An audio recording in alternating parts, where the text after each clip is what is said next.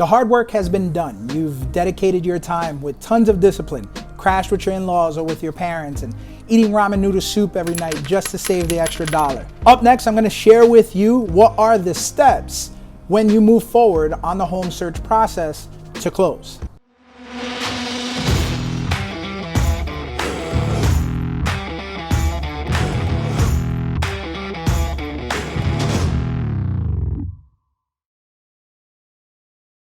Hey everyone, Ethan Reyes here, Real Expert Consulting. I want to thank you once again for joining me on another video. By the end of the video, you're going to go ahead and know exactly what are the steps that are in between the home search process all the way to getting those nice, fresh new set of keys for your new home. Before we go ahead and jump right into it, make sure that you go ahead and comment on this video if you question something or need answers or clarity. I answer on everything. As I said before, I'm not that famous yet, so I'll go ahead and dedicate the time to answer your questions, comments, or concerns. With that, be sure to go ahead and hit that subscribe button and that notifications just for more future content like such. So let's jump right to it. You've already done the hard part. We've already spoken to that. You're now selecting your real estate agent. Go ahead and find out your real estate agent, preferably a reputable one. I know everybody knows a real estate agent. Everybody seems to have a license. You know what? The barrier to entry is quite low. In most states, it's anywhere from 65 to 75 hours of schooling, and there is a multiple choice test at the end where the low barrier of entry is 70% or greater in most states. So not all real estate agents are the same. As you're seeing from my content, it's very, very nitpicky on details, right? So it's because I'm a student of the game, as I mentioned in my intro video, and if you're following on other social media platforms, you kind of get the sense of that.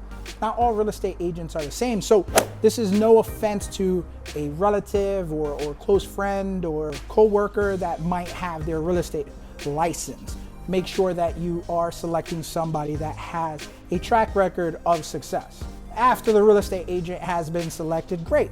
So now it's time to go ahead and make sure that you are pre-approved. This is interesting. You can either get that pre-approval from a reputable bank first before meeting with the real estate agent, but if you've already done the real estate agent selection first, if they have a track record of success, normally they work with bankers and mortgage officers that have proven success as well. Not all lenders are built the same as well. I know, and especially on a consult that I had today, for instance, they were working and not Quicken Loans. They went ahead and got a pre-approval from Quicken Loans. I'm based out of New York City. They don't know anything real estate locally. So I really don't trust that they are the best and most efficient to go ahead and close out on a loan. They do close tons of loans here in New York City, don't get me wrong, but it's not as efficient. So looking to get a pre-approval as opposed to a pre-qualification. The pre-approval is gonna be more thorough. The banker is gonna be able to make sure and give you close to the numbers exactly of what they are going to be based on what your budget and what your expectations are for the home that you're looking in. The pre-qualification is just more of like a soft inquiry where they're just taking basic information and giving you an amount up to whatever. And usually that pre-qualification is larger than the actual pre-approval. That doesn't say that you're out the woods yet, because there is a process on that whole lending side, and I'll make a video on what is the process of the lending side a little later. You've just connected with your lender and your real estate agent, and now it's time to game plan. You know your budget, you have an idea of where you want to find a home, and your real estate agent is there to map out exactly what fits in your criteria and your budget, etc. That pre-approval is going to serve as your opportunity to see the homes and also indicate to the opposition, the listing agent in most cases, that you are a ready and able buyer.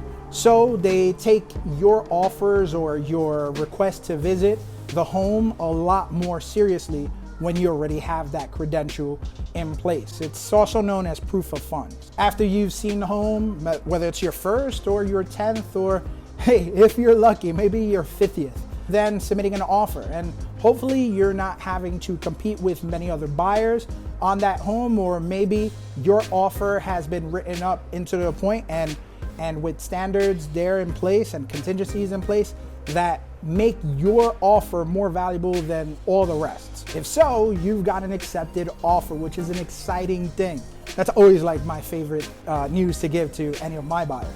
After your accepted offer, it's time to look under the hood. Inspection. You're going to go ahead and hire a licensed inspector, home inspector, that is going to check many variable things of the home to uncover exactly what is wrong or right with the home. I haven't, in my experience, have seen a perfect home, not even new construction. So yes, they are going to make recommendations to make a home perfect, so to speak.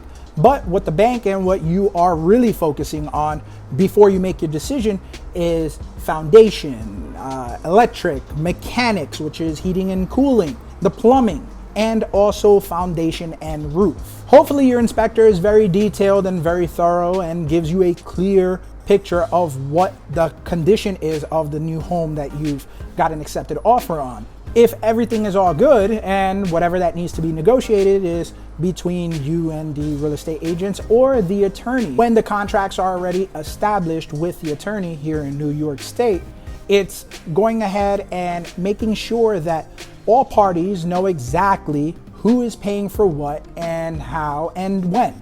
It's very straightforward and simple. If all is good with the contract terms and also the inspection went well, the next thing up is getting into escrow. And in escrow, New York State, typically it's required that you put 50% down of the intended down payment. So if you put on the contract and or in your offering that you will be placing 20% down for your down payment, then at signing 10% is due and the other 10 is due at closing. During that time, by the way, make sure that we're not opening up new credit cards or buying new TVs or cars, unless it's cash, but you don't want to open up or increase lines of credit at this point or any point during the sale process. After escrow, the bank step in and they order out an appraisal. A third-party licensed appraiser is going to come out to the property and is going to take photography, run comps of the property, and assess the home in its current state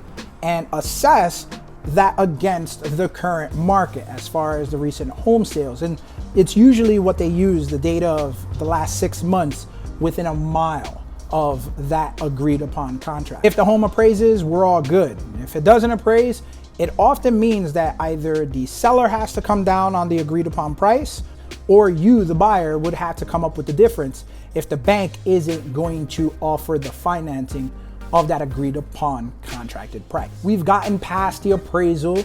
Now it's time for title and survey. Title and survey work in tandem. It's just making sure that the ownership, transfer ownership from seller to buyer, and clouds can be on there if there were any documents falsified or if there are any pending liens or violations on the property. And that goes along with the survey, where they're going to go ahead and read out the details of the plot and lot and block that you're acquiring.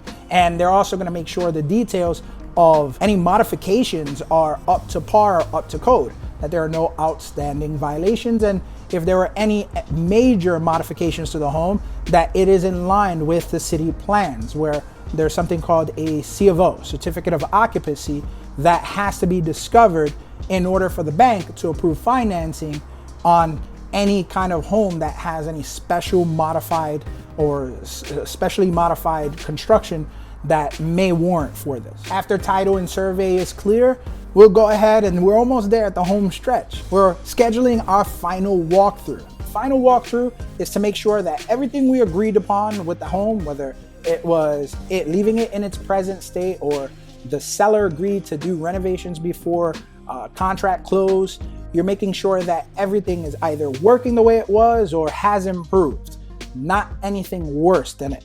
Now it's time to pop open that bubbly, because you made it. Everything checked out from appraisal to survey, title, home inspection, and it's time to complete the second half of the down payment. Once signatures are inked in on both sides, the bank goes ahead and issues funding, and you are handed your keys to your new home You've got a guy on the other end like me with a big smile here to congratulate you with something nice.